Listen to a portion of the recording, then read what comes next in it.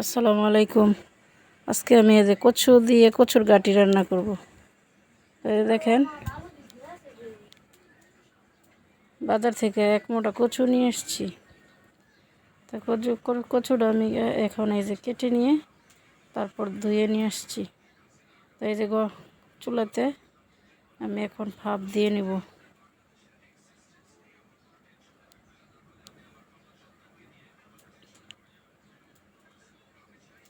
সিদ্ধ বসায় দিলাম, একটু লবণ দিয়ে দিলাম।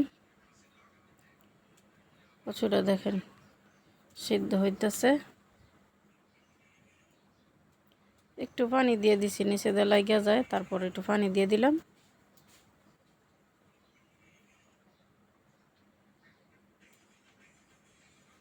এই যে কচুটা সিদ্ধ হয়ে গেছে, তো এখন আমি ছেঁকে নিব একটা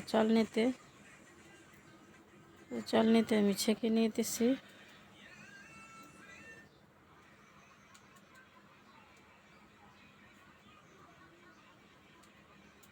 এই কড়াইতে আবার বসায় দিতেছি। তো তেলটা দিয়ে দিলাম,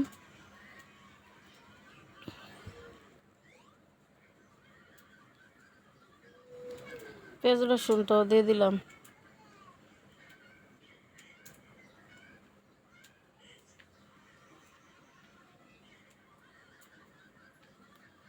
তো এই যে একটু পানি দিয়ে দিছি, মশলাটা দিব, তারপর মাছটা দিয়ে কষাই নেব।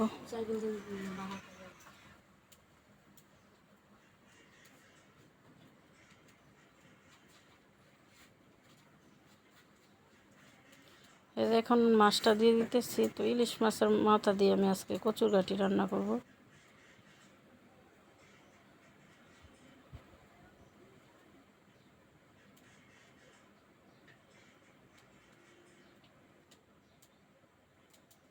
কচুটাও দিয়ে দিলাম।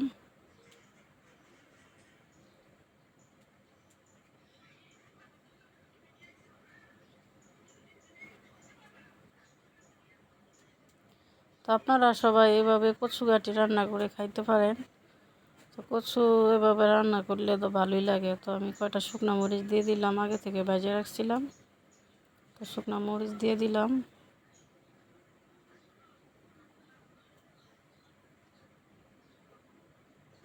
ইলিশ মাছের মাথা দিয়ে কচুর গাঁটি এমনি তো অনেক মজা।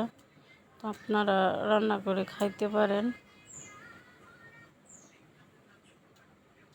তাই যে দেখেন আমার তরকারিটা কিন্তু হয়েই গেছে।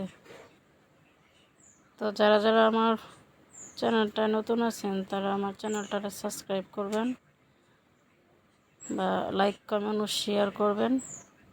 তো কেউ খারাপ দৃষ্টিতে দেখবেন না, যদি আমার কথাতে কোনো ভুল ত্রুটি হয় তো ক্ষমা দৃষ্টিতে দেখবেন। তো এখানে আমি তিনটা জলফই দিয়ে দিতেছি। কচু আবার জ্ঞানে ধরলে আবার অনেকে আবার কচু খাইতে চায় না, যে গলার মধ্যে কুটকুটায়, এই জন্য কচু খাইতে চায় না।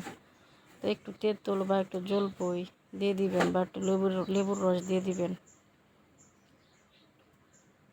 তো গলাতে আর কুটকুটাবে না।